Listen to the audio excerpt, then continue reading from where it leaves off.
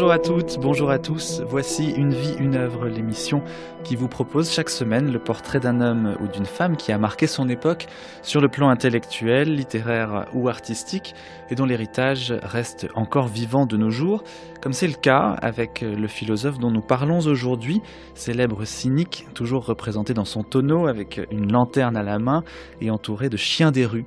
Son nom, Diogène de Sinope, 413-327 environ avant Jésus-Christ.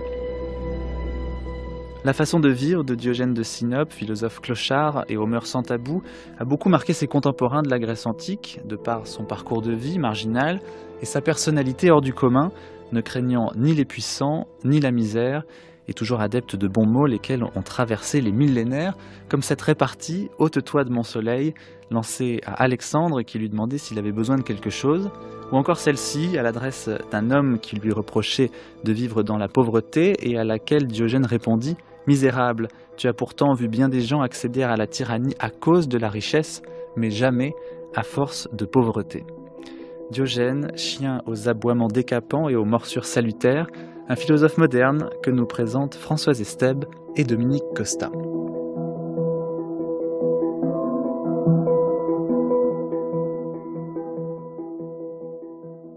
Ohé, des hommes! Des gens s'assemblèrent aussitôt, mais il les toucha de son bâton en disant « J'ai demandé des hommes, pas des déchets. »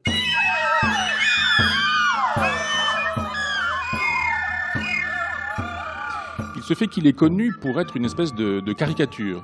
Et c'est aussi à partir d'un certain nombre de ces anecdotes qu'on a la plupart du temps évité de penser Diogène pour rester à la surface de Diogène. Le portrait, il est habituel, il est sale, il a un bâton, une besace, une écuelle. Il est barbu, c'est un personnage qui vit dans un tonneau, dit-on. J'ai dû vous dire déjà que la traduction du mot pitos en grec ne peut pas être tonneau, puisque le tonneau est une invention gauloise. C'est-à-dire que toute l'iconographie qui vous présente un Diogène dans un tonneau est fautive. D'un point de vue historique, elle devrait vous présenter un Diogène dans une amphore, une grande amphore d'huile ou une grande amphore de vin, comme on en trouvait sur les ports à cette époque. Et sa fameuse lanterne. « Quelle sorte de chien es-tu » lui demandait-on. « Quand j'ai faim, dit-il, je suis un maltais. Repu, je suis un molosse. Deux races dont la plupart des gens font l'éloge, mais qu'ils n'osent suivre à la chasse par crainte de l'effort.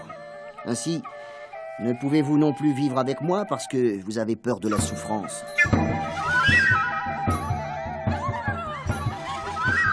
Hirsute, barbu, vêtu d'un tribone, c'est-à-dire d'un manteau court, en bure grossière, portant une besace, dans laquelle il a mis quelques lupins pour se ravitailler, mais avec modération.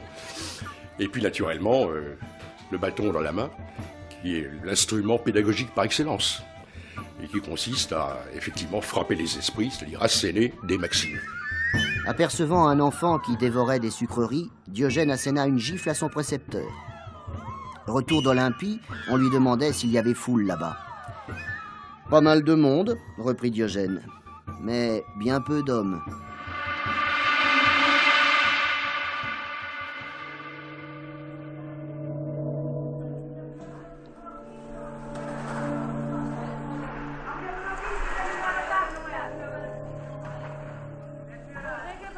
À une époque où Platon puis Aristote règnent en maître sur la pensée athénienne, voici que surgit Diogène, exilé de Sinope pour avoir, réalité ou symbole, falsifié la monnaie.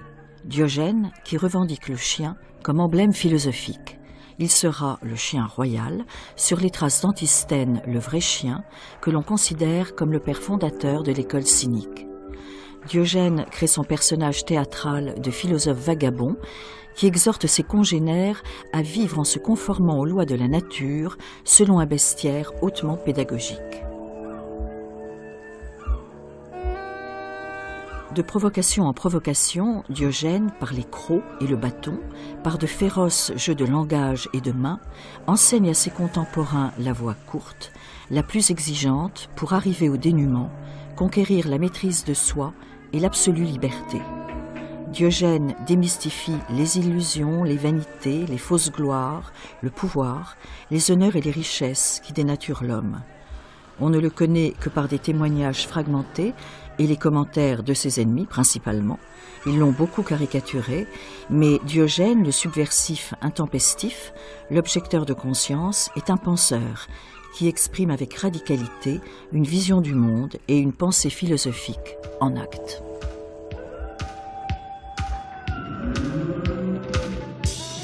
Pour bien vivre, il faut disposer d'une raison droite ou d'une corde pour se pendre. Un temps de chien, c'est la période des cyniques sur plus de 8 siècles d'aboiements, de morsures, d'écumes rageuses. Écrivez-vous Didier Deleuil dans une étude sur les cyniques grecs. Alors, les cyniques, c'est une appellation qui demeure péjorative. Alors pourquoi avoir choisi le chien comme emblème? L'invective, l'appel au chien est rituel en Grèce, par le chien, etc. Et ça peut être aussi une injure à l'occasion. Mais il faut bien voir aussi qu'eux-mêmes revendiquent l'adjectif, kunikos, du chien, pour différentes raisons qui sont des raisons précises. D'abord, parce que le chien, le cynique, c'est celui qui se réclame de l'indifférence, la diaphoria, en grec. Indifférence dans les comportements sexuels, indifférence en plus vis-à-vis de la cité, de la famille, etc. C'est aussi celui qui, comme le chien, manifeste une anaïdeia, c'est-à-dire une impudeur, une impudence, les deux. Faire l'amour en public, etc., coucher à la belle étoile, bon. Et puis c'est celui également qui est phoretikos, c'est-à-dire qui est perspicace. Celui qui sait distinguer l'ami de l'ennemi, qui voit exactement de quoi il s'agit. Et qui en plus est un chien de garde. Alors que garde-t-il? Évidemment, il ne garde pas la cité comme les chiens de garde platoniciens, mais il garde les principes de sa propre philosophie. Les autres chiens, disait Diogène, mordent leurs ennemis, tandis que moi, je mords mes amis, de manière à les sauver. Le chien, c'est aussi un emblème parce que ça mord, parce que ça ne reconnaît même pas forcément son maître, ça peut mordre la main de celui qui le nourrit. Michel Onfray. Et que si un cynique se trouve à la cour d'un puissant, c'est pas parce que le puissant lui donnera à manger que pour autant le cynique ne le mordra pas. Et il est capable, bien que mangeant à la table d'un prince, de dire au prince que ce qu'il fait n'est pas défendable. Enfin, il est un peu le bouffon du roi en étant l'éthique d'un homme sans morale. Le chien, c'est celui qui lève la patte et qui pisse partout et qui copule avec la chienne qu'il aura rencontrée, etc. Diogène dit, voilà, c'est un modèle. Et alors évidemment, c'est une plaisanterie, évidemment, c'est choquant pour un philosophe de dire cherchez l'animal qui est en vous plutôt que de dire ce que disent les philosophes habituellement, du genre sortez de l'animal qui est aussi en vous. Mais au-delà de la provocation, on se dit finalement, il n'a peut-être pas totalement tort aujourd'hui, alors qu'on a été hyper culturalisé, qu'on a des couches de civilisation qui nous ont recouverts, comme de la cendre recouvre Pompéi, par exemple. Eh bien, on peut imaginer qu'un travail de retrouvailles avec soi, avec notre part animale, n'est pas forcément une mauvaise idée, que Diogène n'avait sûrement pas tort déjà. Alors, en même temps, naturellement, tout cela a trait au fond de la philosophie des cyniques, c'est-à-dire l'apologie de la nature, la physis. Ce qui n'est pas en soi très original pour un grec. Tous les penseurs grecs sont... disons que la pensée grecque est physique de part en part, d'une certaine manière. Mais là, c'est un peu particulier parce que la physis, enfin la nature, devient, si je puis dire, une valeur refuge. C'est-à-dire qu'elle est érigée contre la loi, la coutume, contre le nomos, contre l'institution, et par conséquent, tout ce qui est naturel apparaît comme étant une norme. Une norme par rapport à laquelle on doit se définir et par rapport à laquelle on doit se comporter. Moi, j'ai souvent tendance à faire une espèce de triangle qui serait composé de Socrate, Diogène et Aristippe de Cyrène, qui sont des contemporains et qui en même temps sont des gens qui ont tous souffert de l'historiographie dominante qui est platonicienne. Donc Socrate, c'est le Socrate de Platon. Est-ce que le Socrate de Platon, c'est le Socrate historique? Sûrement pas. Quand on met en perspective ces trois-là, on a un vrai triangle subversif. Des individus qui sont singuliers, autonomes, qui se construisent en se disant mais finalement la sculpture de soi c'est la seule chose importante, qui sont peu soucieux des pouvoirs et qui sont des pragmatiques. Il s'agit de construire un souverain bien ici et maintenant, sans les dieux, sans les fictions, sans toutes les béquilles qu'on retrouve chez Platon et les platoniciens.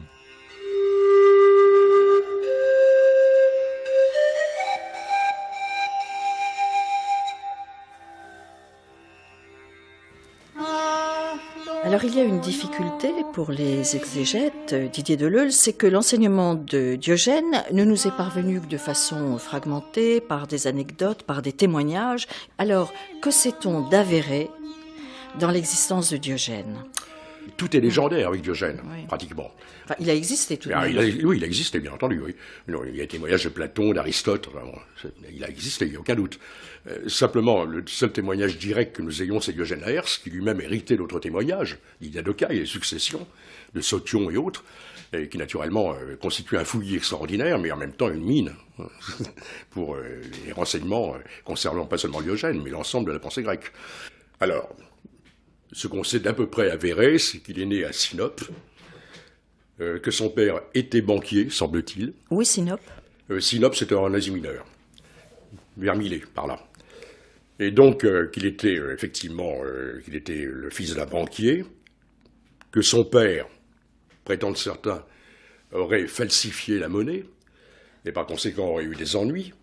Mais en même temps, lorsque Diogène vient en Grèce, naturellement, il va vers l'oracle de Delphes. Et on lui dit, eh bien, tu vas falsifier la monnaie, l'oracle d'Apollon. Et donc, Parakaraten Tonomispa, dès cet instant, devient ce que va faire, effectivement, Diogène toute sa vie, et ce que vont faire les cyniques, c'est-à-dire, en fait, transvaluer, aller à contre-courant.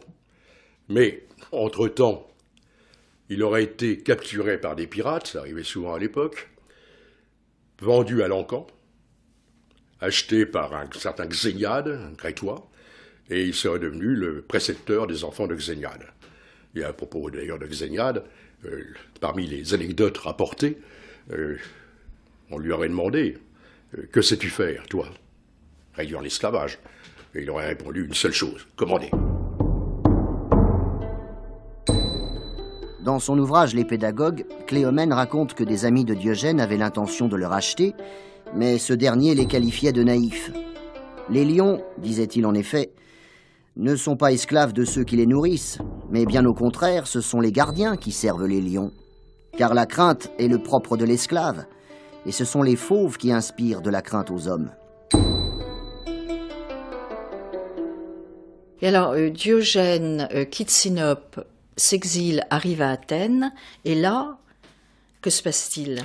Très vite, il adopte un mode de vie qui, évidemment, est apparemment calqué sur celui de Socrate. C'est-à-dire aller, comme ça, se promener sur l'agora, discuter avec tout un chacun, interroger, interpeller, les rencontres, rien de plus, mais sans lieu précis et surtout sans volonté d'enseigner. Alors, il y a une attitude un peu analogue, puisqu'effectivement, il se promène sur l'agora, puisqu'effectivement, il n'y a pas de lieu où il réside de manière définitive. Il va d'Athènes à Corinthe, de Corinthe à Athènes. Hein. Mais pardon de cette trivialité, au début, il a tout de même de l'argent ou pas ?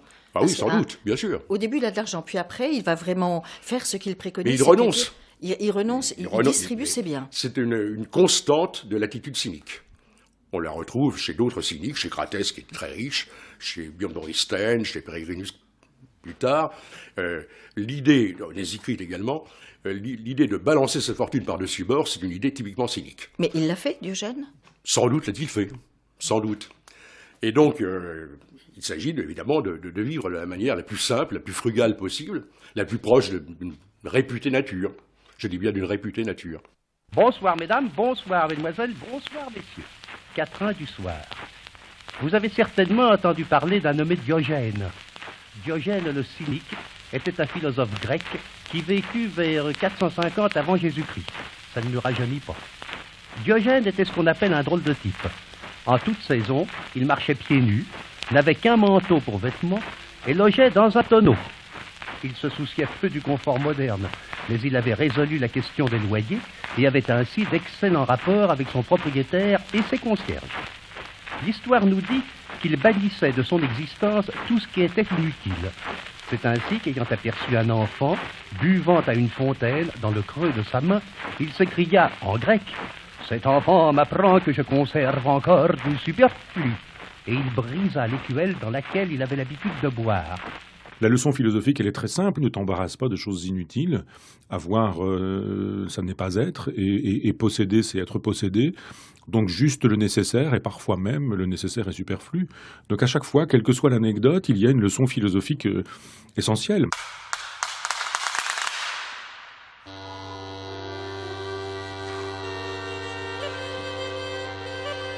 C'est un philosophe clochard.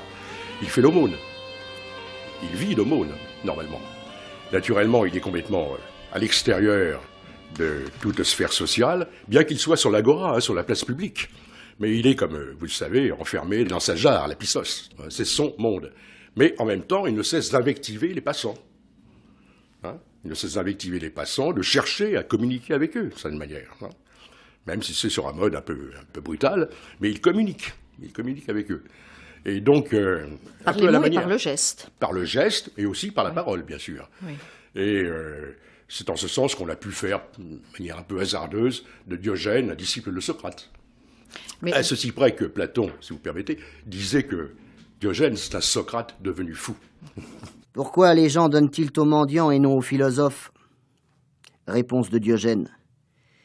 Les gens s'attendent à devenir un jour boiteux ou aveugles, mais jamais philosophes. On s'interrogea sur la portée de son geste quand il en vint à demander l'aumône à une statue. Je m'habitue au refus. Il y a une autre anecdote où on le voit fonctionner en philosophe boxeur. Il a des gants de boxe, enfin ce que sont les gants de boxe à l'époque, c'est-à-dire des petits sacs de peau à l'intérieur desquels il y a des bandelettes qu'on tient dans ses mains. Enfin, on pratique le pugilat beaucoup à l'époque. Et il menace les gens qui passent de ces gants de boxe parce qu'il pense, et ça aussi c'est une idée qui traverse l'époque jusqu'à aujourd'hui, mais il pense que la philosophie digne de ce nom, c'est d'abord une philosophie polémique, polémos en grec, la guerre. C'est-à-dire que c'est d'abord une philosophie qui doit inquiéter. Quand ce Platon lui semble ne pas être un philosophe parce qu'il n'a jamais inquiété personne en 25 ans de philosophie, eh bien d'une certaine manière, il dit ce qu'il pense être le devoir ou la tâche du philosophe, boxer ce qu'il mérite. Et il y a du monde. Quand il est boxeur, comme ça, on le voit dans une palestre, qui est l'endroit où se font les sports, où se jouent les disciplines, dans tous les sens du terme, et où la beauté du corps grec et la beauté de l'intelligence grecque se mélangent. Dans la palestre, eh bien, Diogène rentre en marche arrière, imaginez la posture, c'est-à-dire avance en marche arrière dans cette palestre pour faire savoir que les gens se trompent et que quand on lui, dans leur existence, et que quand on lui fait remarquer qu'il fait sûrement une sottise, lui dit mais vous faites bien le contraire de ce qu'il faudrait faire dans votre existence et ça ne vous gêne pas. C'est une invitation à la transvaluation des valeurs aussi. On peut utiliser la terminologie de Nietzsche qui par certains aspects est un cynique à sa manière aussi au sens philosophique, mais toutes ces anecdotes le disent très précisément, il y a une pensée, pas seulement une subversion pour elle-même, il y a une pensée derrière les anecdotes de Diogène. Michel Onfray, Diogène apparaît comme la figure de la subversion. Il est tout de même toujours contre tout. Oui, mais être contre, c'est être pour. C'est-à-dire qu'il est contre Platon, mais parce que Platon est idéaliste, parce que lui, il défend un certain type de matérialisme. Il est contre Alexandre le Grand, on dira, parce qu'il est pour l'autonomie, la liberté, l'anarchie, si on veut faire une espèce d'erreur, parce que le mot n'existe pas, mais l'esprit existe tout de même. Il est contre les honneurs, les richesses, mais parce qu'il considère qu'il faut être pour l'être, pour la construction de soi, etc. Sa façon d'être négatif et dialectique, on dira. C'est-à-dire que la négativité de Diogène, elle propose toujours une positivité. Mais là encore, comme il y a une espèce de fiction sur Platon, il y a une fiction sur Diogène, et on le pense comme un grand négateur qui n'aurait jamais rien écrit. On lit souvent ça, y compris dans des encyclopédies prétendument sérieuses. Il suffit simplement de lire ce que Diogène Laërce raconte de Diogène de Sinope, et on découvre qu'il a écrit beaucoup de choses, et qu'on n'a rien à retrouver. Donc le fait d'avoir perdu les œuvres de Diogène n'est pas vraiment très exactement la même chose que le fait que Diogène n'ait jamais écrit. Donc il a été contre parce qu'effectivement on est dans une logique platonicienne et que Platon fait la loi et on a l'impression qu'il s'oppose à Platon, mais il est pour beaucoup de choses, l'autonomie, l'indépendance, le matérialisme, la nature, l'ensauvagement de la vie, une certaine ascèse hédoniste très violente et immédiate. Et je pense que si... Ascèse hédoniste, oui. Ça mérite peut-être une explication. Toujours dans la logique platonicienne, on pense effectivement qu'il s'agit d'une antinomie et que l'ascèse ne peut pas être hédoniste, puisque l'ascèse, ce serait une espèce de tension et que l'hédonisme, ce serait une espèce de relâchement. Mais ça, ce sont deux contresens de l'histoire dominante, c'est-à-dire de l'historiographie dominante, c'est-à-dire platonicienne, qui nous fait savoir que l'ascèse, c'est pas le chemin, c'est ce qui signifie quand même, ce que signifie tout de même le mot étymologiquement, hein, mais ça supposerait le refus des instincts, des passions, des pulsions, la négation de sa corporité, de sa matérialité, la célébration de son âme et de son esprit, que l'ascèse, ce serait ça. Ça n'est pas vrai. Je pense que d'abord, il y a une ascèse qui suppose le chemin. Et d'autre part, l'hédonisme n'est pas du tout ce qu'on dit. L'hédonisme n'est pas l'avachissement, l'abandon aux instincts en disant il suffit d'obéir aux passions et aux pulsions pour être un hédoniste. C'est pas du tout ça, c'est une construction. Regardez Épicure, qui est peut-être l'hédoniste le plus emblématique, il nous dit qu'il faut savoir renoncer à un plaisir pour un plus grand plaisir. Et que payer un plaisir d'un déplaisir, ça n'est pas un plaisir et qu'il vaut mieux renoncer à celui-ci. Donc tout ça suppose quand même une construction, donc une ascèse. Et que l'ascèse puisse être hédoniste, ça me paraît loin d'être un oxymore, presque un pléonasme.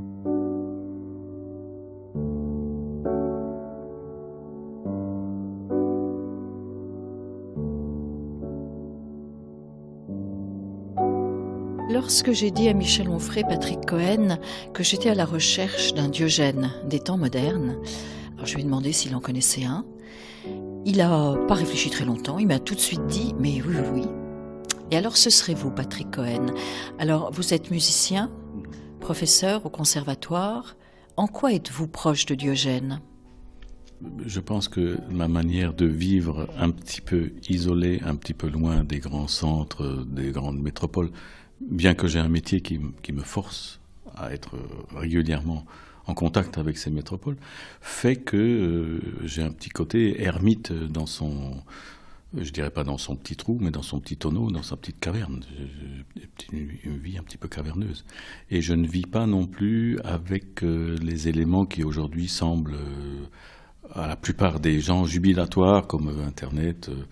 J'ai même fait fi de l'électricité. Depuis 2001, je vis sans électricité. C'est peut-être ça qui me rapproche un petit peu, cet isolement et aussi le fait de tourner un petit peu le dos à tout ce qui est vraiment très clinquant, très rapide, à notre société. L'électricité, pour vous, fait partie du clinquant. L'électricité, pour moi, fait partie d'un miracle, d'une féerie. Et dans féerie, je mets fête. Et certaines fêtes, effectivement, peuvent avoir des côtés clinquants.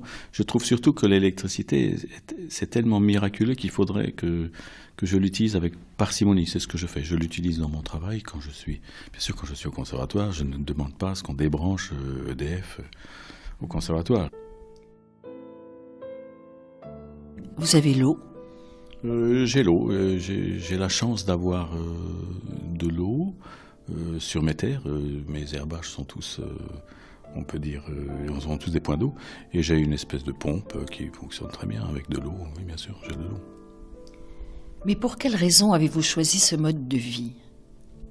C'est ce mode de vie qui m'a choisi. C'est mon rapport avec les animaux, avec la nature, qui a fait que, effectivement, je me souviens d'une période où j'étais jeune professeur à Bâle et où j'avais déjà 4 gros chiens.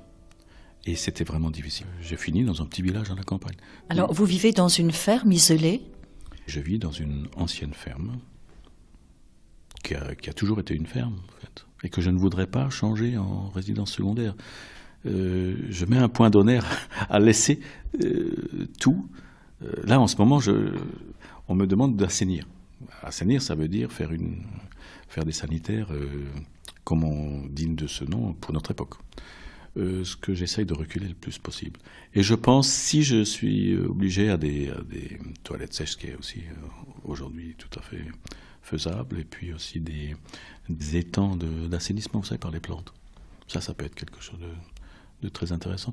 Je me tiens toujours au courant de ce qui se fait. Pour l'instant, je gagne du temps, je n'assainis pas.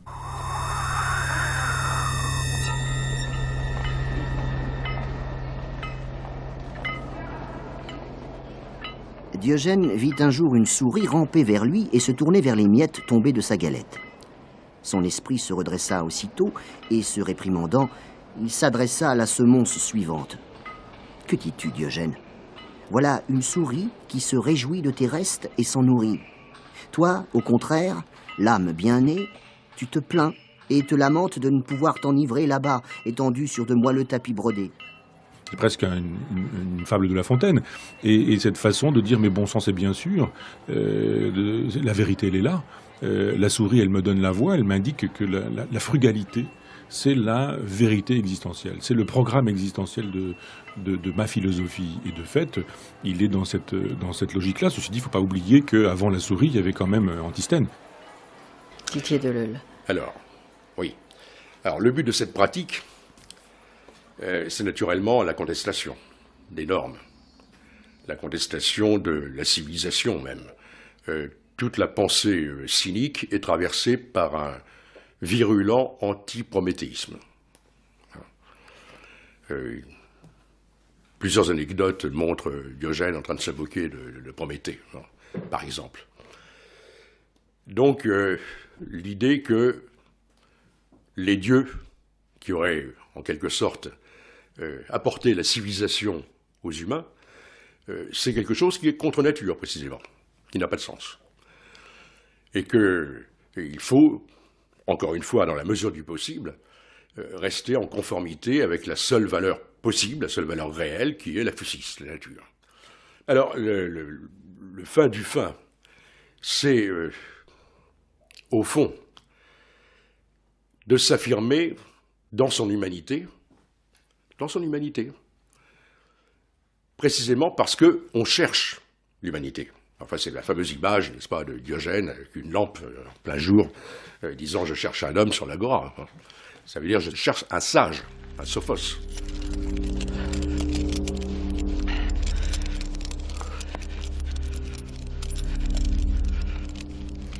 Mais alors, vous vous infligez tout de même un mode de vie qui est très rude. Et quels avantages y trouvez-vous ? Pour l'instant, aucun. Je cherche. je suis sur la quête. J'espère toujours que je découvrirai un avantage à cette vie, mais pour l'instant, je n'y vois que des inconvénients. Peut-être que je suis trop têtu ou trop coriace pour m'avouer vaincu, si vous voulez. Et le moindre petit pas dans la direction d'un confort, aussi petit soit-il, va m'entraîner dans quelque chose d'encore beaucoup plus confortable. Et là, je vais finir dans la ouate, enfin, je vais finir complètement dans la mélasse, et je sais que je vais me perdre. Le confort, pour moi, c'est l'ennemi. C'est vraiment l'ennemi. Mais pour moi, personnellement.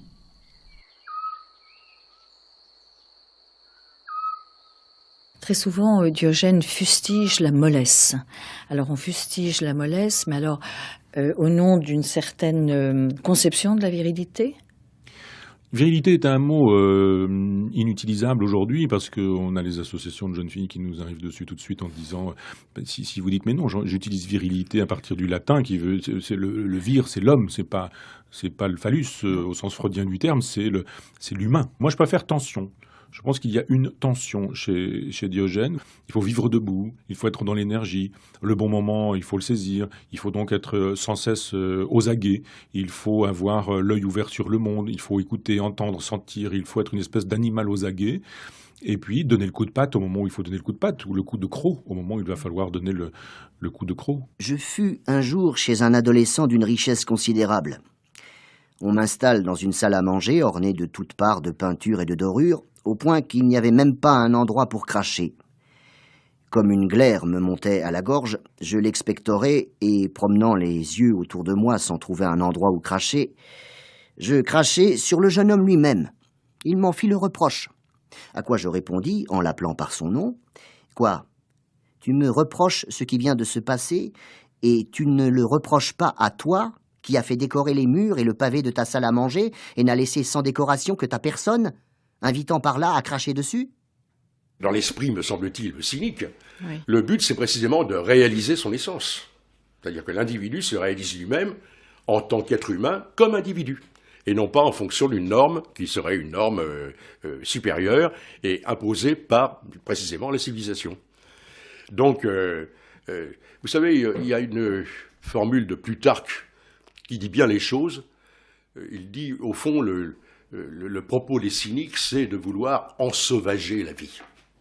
Ensauvager la vie. Enfin, la bête sauvage, l'animal sauvage, peut apparaître comme un modèle. Mais alors, rechercher l'humanité, c'est faire la bête, d'une certaine façon. Naturellement, mais oui. Alors, faire la bête, ça va nous amener quoi? Le bonheur? Alors, oui, bien sûr, c'est en principe la finalité de l'opération. Plutôt que le bonheur, je crois qu'il s'agit plutôt du contentement de soi.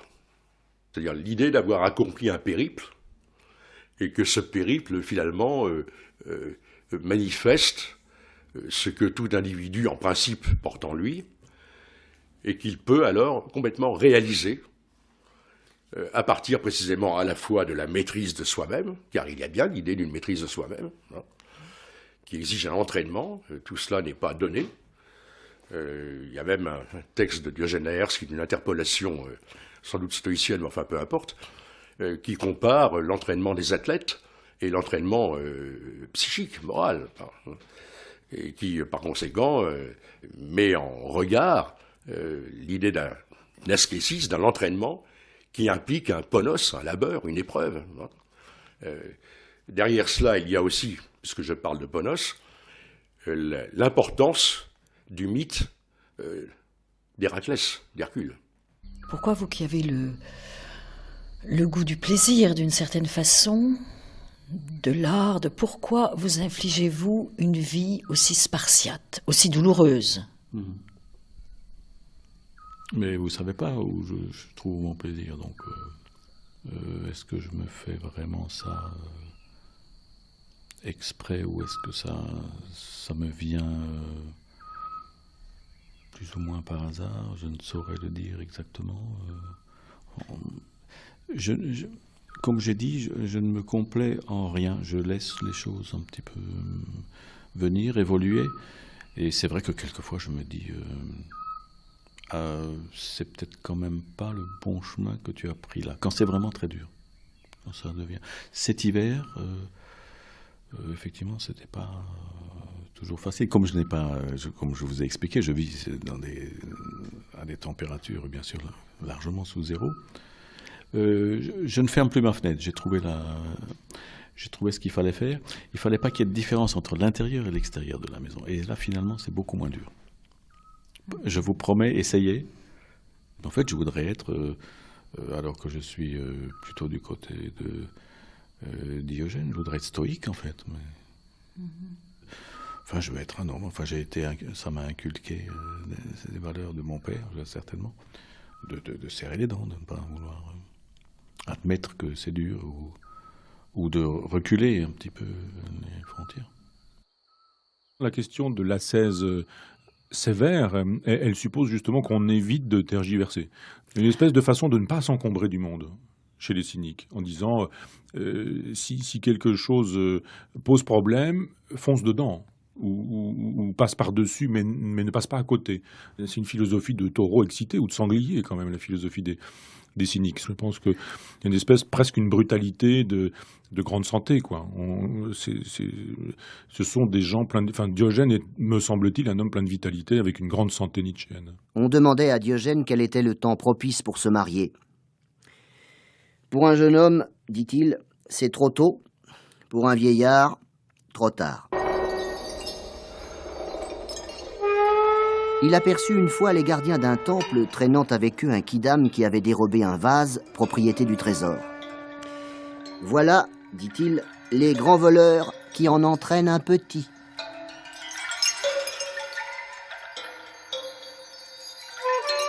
La notion de nature regroupe en gros deux choses. Une contestation contre les institutions en général. Alors il ne faut pas se marier, il ne faut pas faire de politique, etc. Et également une apologie de la simplicité. En même temps, bien sûr, il y a la possibilité de considérer que ce que certains peuples et certaines espèces animales pratiquent couramment doit faire norme. Autrement dit, il y a un relativisme. Alors, d'où l'apologie de l'inceste, d'où l'apologie le refus du mariage, d'où l'apologie du cannibalisme, de l'endocannibalisme, c'est-à-dire manger, bien sûr, pas n'importe qui, mais ses propres morts, hein, etc. Bon, toutes choses qui naturellement apparaissent comme étant un défi par rapport à ce qu'on appelle la culture. On peut, à partir d'anecdotes, extrapoler ce que pouvait être la pensée d'un Diogène. Par exemple, quand il nous dit qu'on doit pouvoir manger de la chair humaine, du poulpe cru, et que tout ça, c'est très exactement la même chose, qu'il y a un monisme matérialiste chez Diogène.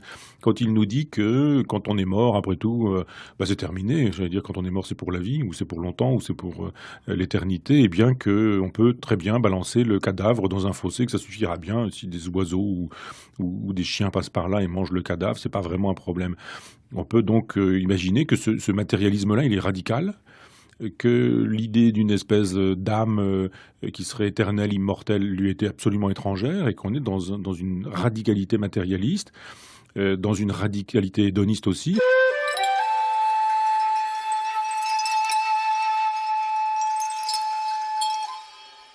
À la manière du procès de Socrate, vous avez imaginé le procès de Diogène, Bruno G, dans votre ouvrage Diogène ou du plaisir solitaire.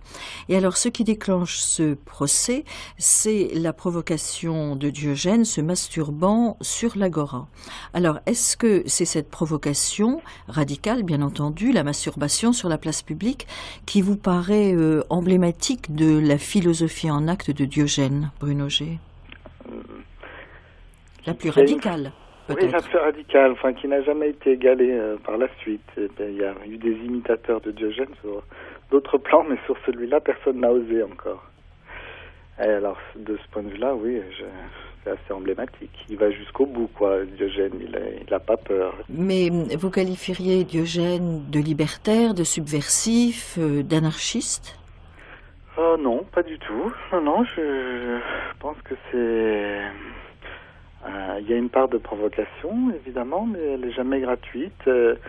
La provocation, pour Diogène, telle que je le comprends, c'est pour faire avancer les choses, pour faire réfléchir, pour aider les hommes à s'émanciper et à devenir hommes, vraiment, puisque Diogène, il y a deux problématiques.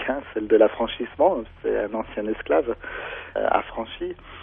Et à mon avis, toute sa vie tourne autour de cette problématique de l'affranchissement. Enfin, esclave, il ne le fut qu'un temps, ce fut un accident dans sa vie. Oui, mais quand même, à mon avis, un moment fondateur. Mais alors, que veut-il dire par ce geste ? Il veut dire qu'il faut se réconcilier, en quelque sorte, avec une nature qu'on a un peu délaissée, peut-être, qui est prisonnière de tout un tas de conventions incompatible avec le statut d'homme libre. Et la masturbation fait partie de cette démonstration. Au sens où oui. il est sûr qu'il va marquer les esprits avec un geste comme ça. Pour vous, Diogène, Bruno G, c'est un électrochoc. C'est cela. Oui, oui. Vous ajoutez un animal à son bestiaire, vous parlez de poisson torpille. Voilà, c'est la filiation avec Socrate, c'est-à-dire... Et effectivement, de l'ordre de l'électrochoc, ça crée un saisissement, Il remue, il secoue, mais pour obliger à réfléchir sur ce qui est de l'ordre du préjugé, de la doxa, et ce qui est vrai, ce qui est authentique, ce qui est émancipateur. Sa vie est la démonstration de ce qu'il pense. La provocation est une invitation à arrêter le personnage qui passe et qui ne s'arrêterait pas sinon. Il faut étonner. Donc on dit que l'étonnement est à l'origine du questionnement philosophique. Et on peut effectivement étonner plus facilement en se masturbant sur la place publique qu'en faisant un long discours qui ne va pas forcément arrêter le docker, le charpentier ou la marchande de poissons qui passe. D'un seul coup, ce geste-là fait qu'on va sûrement s'arrêter. Il va y avoir un attroupement et que ça va être l'occasion de stopper une foule pour l'inquiéter philosophiquement. C'est un geste pédagogique. Oui, absolument. Qu'as-tu gagné à faire de la philosophie ? Lui demandait-on. Au moins ceci, sinon rien d'autre. Je suis prêt à toute éventualité. On voit par exemple, parmi les anecdotes célèbres, un Diogène traînant un hareng derrière une ficelle. et essayez de traîner un rang derrière une ficelle, vous verrez un petit peu comme on vous regardera. Et c'était l'épreuve initiatique d'une certaine manière, demandée par le maître, pouvoir avoir le droit d'être le disciple. Les cyniques considéraient qu'il fallait mériter d'une certaine manière, mériter d'être un disciple, et Antisthène déjà avait commencé, et donné des coups de bâton sur la tête de Diogène, qui aimait bien ça, et comme Diogène résistait, et s'en prenait plein, il disait « je crois que tu peux faire un bon disciple ». Et Diogène avait inventé cette technique en disant « tu veux être cynique, très bien, mais il faut le montrer ». Ça suffit pas de dire qu'on veut être philosophe sans l'être, il faut incarner la philosophie. Et incarner la philosophie, ça suppose être capable justement de ce type de performance, traîner derrière soi, au bout d'une ficelle, un hareng, et ne pas avoir peur du regard que les autres vont pouvoir porter sur nous.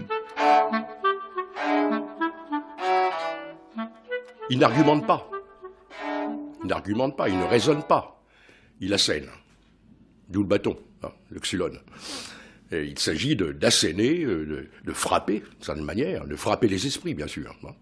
Et donc, en renonçant à tout développement dialectique, en renonçant à toute rhétorique, mais en lançant des traits qui, naturellement, doivent porter. Une ironie mordante, précisément. Voyant une vieille femme en train de se faire une beauté, il lui dit « Tu te trompes si tu fais cela pour les vivants, et si tu le fais pour les morts, fais vite. » Quelle est l'originalité de Diogène, Michel Onfray? Dans un monde où tout le monde obéit, veut de l'argent, du pouvoir, des honneurs, des richesses, dans un monde où tout le monde a envie d'être de la cour d'Alexandre le Grand, où tout le monde se damne, où tout le monde vendrait père et mère, pour avoir la fortune d'un Bill Gates, pour avoir faire partie de la cour d'Obama, par exemple, ou ce genre de choses. Eh bien, voilà un individu qui, quand Alexandre le Grand vient le voir, dans son amphore, il a entendu parler de Diogène, et on lui dit, voilà, il y a un philosophe étonnant, subversif, extrêmement libre. Il y a des conseillers en communication qui m'ont fait savoir qu'il y avait cet individu qui s'appelait Diogène. Alexandre arrive, c'est l'équivalent, je vous dis, d'un Obama aujourd'hui, et on connaît l'histoire. Enfin, il y a une traduction qui est le personnage d'Alexandre qui dit à Diogène « Qu'est-ce que je peux faire pour toi? Dis-moi ce que tu veux, je le peux. » Et la traduction classique est « Ôte-toi de mon soleil ». On dirait aujourd'hui « Tire-toi, tu me fais de l'ombre ». Un philosophe qui est capable aujourd'hui de dire à un homme de pouvoir « Tire-toi, tu me fais de l'ombre », il n'y en a pas beaucoup. Qu'y a-t-il de révolutionnaire en Diogène, Didier Deleuil?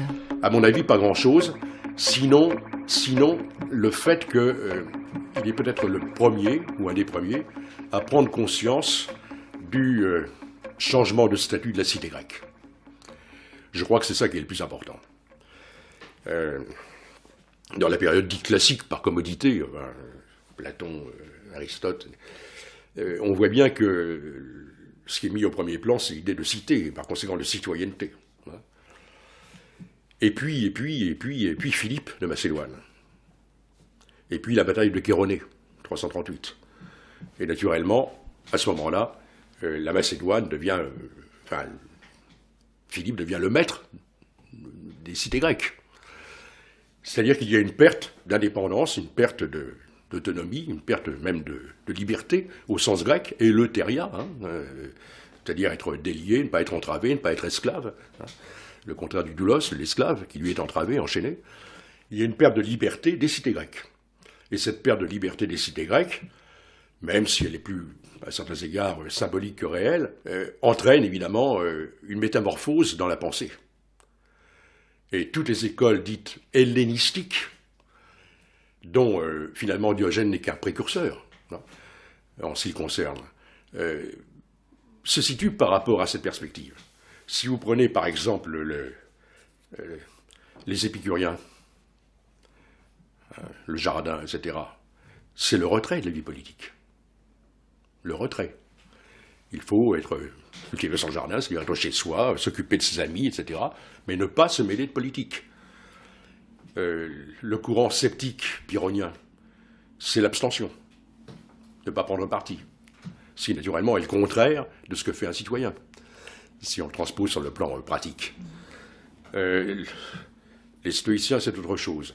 Mais précisément, puisque le cynisme est à l'origine de l'ancien stoïcisme, je crois que l'articulation, c'est le cynisme. Et d'abord Diogène, puis Cratès ensuite. C'est-à-dire les premiers à prendre conscience qu'effectivement, il y a là un changement de statut. Et que par conséquent, la cité n'étant plus ce qu'elle était, alors effectivement, il faut trouver autre chose. Mais là, c'est la nature comme valeur refuge. Le stoïcien Denis raconte qu'après la bataille de Chéronée, Diogène fut fait prisonnier et traîné devant Philippe, qui s'informa de son identité. Diogène lui répondit « J'espionne ton insatiabilité ». Est-ce que, par rapport au pouvoir en place, Diogène ne tient pas le rôle de bouffon, d'une certaine façon? Si, bien sûr, oui. C'est le bouffon du prince. Très certainement. Mais en même temps, c'est un peu plus que cela. C'est le bouffon, et puis, mais c'est pas incompatible, c'est aussi le témoin. L'épiscopos, le martus en grec, peu importe, le témoin. Celui qui, à la fois, est là pour précisément dire attention. Une sorte de conseiller du prince comme l'est un bouffon. Un bouffon n'est pas autre chose qu'un conseiller du prince, mais qui le rappelle à ses origines. Il dit, tu n'es que cela, n'oublie pas, n'oublie pas d'où tu viens. Mais c'est un conseil. Alors, de la même manière, être le témoin, c'est cela. C'est dire, bien voilà, attention, je t'épie, je te surveille, je te regarde. Je sais d'où tu viens. Et tu dois, à tout instant, savoir toi-même d'où tu viens. C'est évidemment la relation, sans doute un peu fantasmée, mais racontée comme telle, que Diogène entretenait avec Alexandre. Vous pourriez être violent comme l'était Diogène? Quand on vit avec des chiens, je peux vous dire qu'on est violent. Les chiens sont violents. Les chiens, les loups sont violents. Il faut se faire respecter, voilà. Cette violence-là, se fait respecter. Diogène était-il un homme violent pour vous, Michel Onfray? Oui, il y a certainement des gestes qui sont violents. C'est-à-dire que si on se met à la place du personnage qui croise Diogène, ça peut être violent. Par exemple, il crache sur le visage de quelqu'un et on lui demande pourquoi il fait une chose pareille. Et il dit c'est le seul endroit sale que j'ai trouvé. Il y a une violence, il y a une brutalité. Elle est souvent verbale. La saillie est vraiment très violente, c'est-à-dire on s'en remet pas. Il y a des jeux de mots, il y a des bons mots comme ça, qui font que, à l'époque, je pense qu'on ne s'en remet pas. Mais est-ce qu'un personnage comme Diogène faisait peur? Il faisait scandale, mais est-ce qu'il faisait peur? Difficile à dire. C'est dérangeant tout de même. C'est dérangeant, bien sûr, c'est dérangeant. Sans doute, disons pour les citoyens, les vrais citoyens, ceux qui véritablement considèrent, la Grèce a quand même inventé la démocratie. Bon. Donc la citoyenneté. La citoyenneté, de ce point de vue-là, peut évidemment s'effrayer et se dire, mais enfin, où est-ce qu'on va? Il n'y a pas d'issue, en apparence, bien sûr. Mais est-ce qu'il lui est arrivé d'être agressé, par exemple? Oui, on prétend qu'il a été agressé à plusieurs reprises, oui.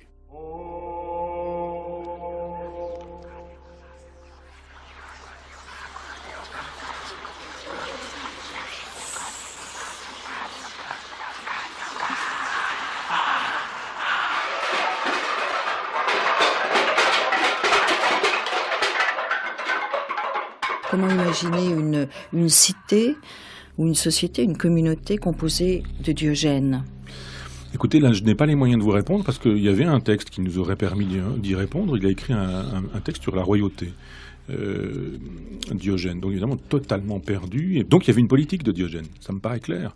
Je pense simplement que dans la cohérence de Diogène et du cynisme diogénien, entendons-nous bien, puisqu'on parle de Diogène, on peut imaginer effectivement une espèce de sage au pouvoir. Ce qu'on peut savoir, c'est que peut-être, un peu comme avec l'idée que je me fais aujourd'hui de l'anarchie, c'est moins un programme politique qu'un comportement dans une cité ou dans une civilisation, quelle que soit la cité et la civilisation. Une invitation programmatique et existentielle à dire, voilà, quel que soit le pouvoir, voilà comment il faut vous comporter.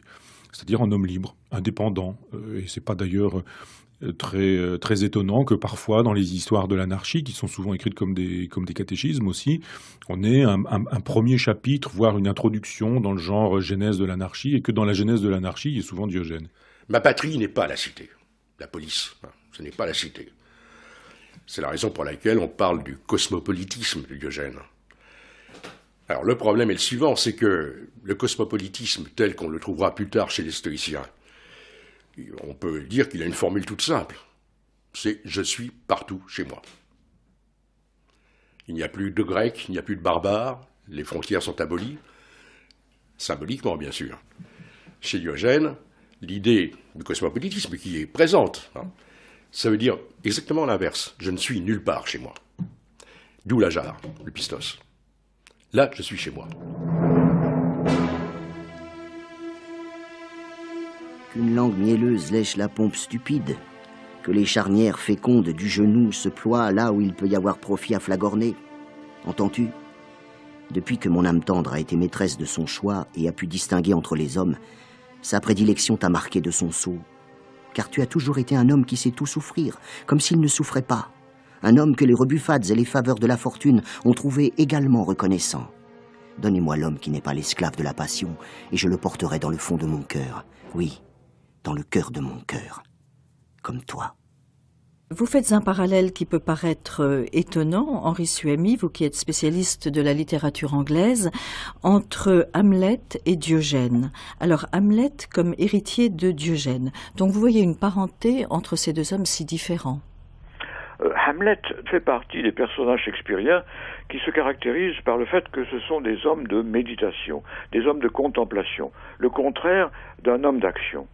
Et Hamlet, qui a le rôle le plus long de tout le théâtre shakespearien, c'est aussi celui qui agit le moins, qui parle le plus, qui est un moraliste exigeant, qui envoie des sarcasmes à tout le monde, qui a un esprit mordant, parfois méchant, qui est misanthrope et très misogyne aussi, comme l'était, je crois, Diogène. Mais donc Hamlet, c'est cela. C'est un moraliste, c'est un idéaliste, mais quelqu'un qui a également le sens des réalités grossières, des réalités matérielles, qui juge les faux-semblants, les hypocrisies des gens, à la fois à l'aune des grands principes de la morale, mais aussi de la réalité quand elle nous rappelle notre condition mortelle, notre condition difficile sur la planète. Pour vous, Henri Suamy, Diogène est un moraliste. Oui, je pense que c'est un moraliste. Évidemment, ce n'est pas un moraliste comme on se les représente habituellement, mais quelqu'un qui passe son temps à invectiver les gens pour considérer qu'ils mènent une vie futile, une vie décadente, une vie vicieuse, que en plus ce sont des gens qui ne connaissent pas leurs propres intérêts, qui préparent leur malheur avec leurs propres mains, ça relève de la morale. D'autre part, Diogène, c'est quelqu'un qui, d'une certaine façon, applique ses propres théories, puisqu'il vit dans la pauvreté, dans le renoncement. Il y a une philosophie du dépouillement, que l'on trouve aussi chez Hamlet. Il y a un côté Saint François d'Assise chez Hamlet, évidemment. Il peut sembler un peu blasphématoire de comparer Diogène à Saint François d'Assise. Mais ce que je veux dire, c'est que ce sont des gens qui se dépouillent de tout pour être plus proches des réalités, aussi bien des réalités matérielles que des réalités spirituelles. Par cette arme du langage et ces agressions verbales très, très fortes, Hamlet veut faire tomber les masques comme Diogène, Henri Suamy? Oui, c'est-à-dire que les gens qui jouent sur les mots, sur le langage, ce sont des poètes, ce sont des artistes, ce ne sont pas les hommes d'action. C'est-à-dire qu'il y a quand même une sorte de relation, enfin de ressemblance entre les artistes et les philosophes ou les gens qui traversent l'existence, non pas en tant qu'acteurs, mais en tant que spectateurs, qui sont détachés des ambitions habituelles, des appétits habituels et sociaux en particulier des hommes en général. Donc quelqu'un comme Diogène qui dit qu'il a été heureux d'être esclave, par exemple, parce qu'en étant esclave, il était paradoxalement libéré d'un certain nombre d'obligations que les hommes s'imposent à eux-mêmes, c'est quelqu'un qui manifestement se situe en dehors de l'humanité. On ne peut pas non plus le traiter de fou, de schizophrène, c'est autre chose. Il y a quand même un tempérament d'artiste, même si ça ne se traduit pas par de la créativité.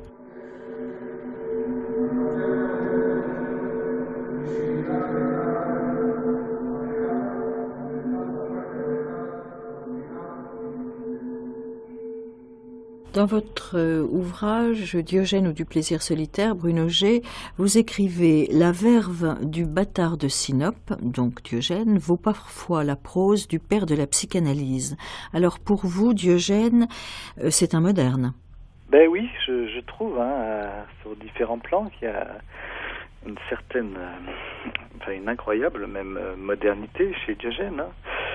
Bon, son éthique naturaliste annonce l'écologie, ce thème de l'inversion des valeurs, ça rappelle Nietzsche, la levée des tabous sur les matières sexuelles, ça peut faire penser à la psychanalyse, l'idée de se réconcilier avec la nature, il y a aussi un petit peu de Rousseau, bref, tout ce qui s'est fait de mieux depuis quelques siècle, là, depuis le 18e, 19e et 20e, c'était déjà un peu chez Diogène, moi, je trouve. Ouais. Diogène peut être effectivement un auteur ou une figure ou un symbole tout à fait exemplaire pour notre époque. Ouais. Se posséder, c'est posséder le monde, et ça, c'est une jouissance. Une jouissance qui détermine un bonheur particulier, à mon avis, le bonheur cynique, oui. Il y a une jubilation chez le cynique? Ah, je pense.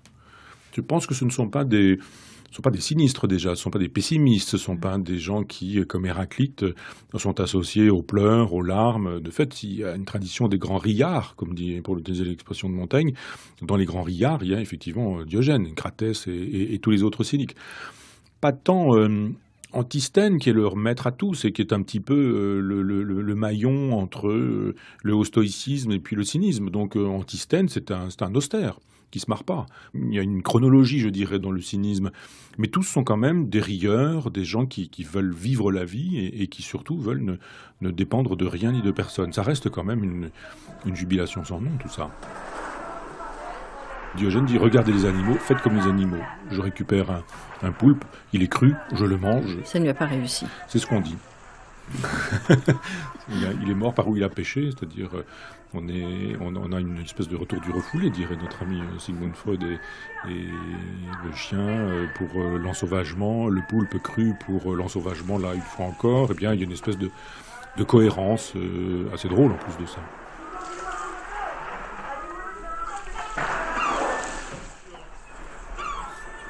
Diogène, le chien royal, une émission de Françoise Estèbe avec Patrick Cohen, pianiste, professeur au Conservatoire national de Paris, Diogène des temps modernes, Didier Deleuil, professeur émérite de philosophie comparée des sciences sociales à l'université Paris-Ouest Nanterre La Défense, auteur de l'ouvrage Les cyniques grecs, lettres de Diogène et Cratès, édition Actes Sud Babel, Bruno G, professeur de philosophie à l'université de Dijon, auteur de Diogène ou du plaisir solitaire, édition Plein Feu. Michel Onfray, philosophe, auteur de Cynisme et les sagesses antiques aux éditions Grasset, Philosopher comme un chien, édition Galilée. Henri Suamy, spécialiste de littérature anglaise, professeur émérite à l'université Paris-Ouest Nanterre La Défense. Patrick Cohen était au piano et Bernard Bouillon prêtait sa voix à Diogène. Prise de son Maïtran, mixage Claude Niort, réalisation Dominique Costa. Il serait mort en mangeant un poulpe cru.